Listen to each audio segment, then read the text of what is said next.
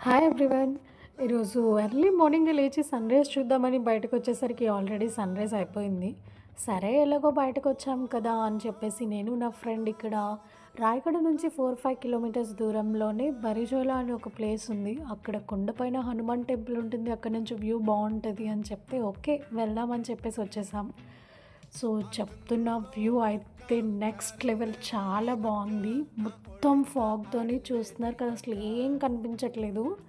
And చాలా కష్టపడి కొండ పై వరకు వెళ్ళిపోయాం. ఓకే అనేసి. ఇంక వెళ్ళిపోయిన తర్వాత చూస్తే అక్కడ టెంపుల్ కూడా క్లోజ్‌లో ఉంది.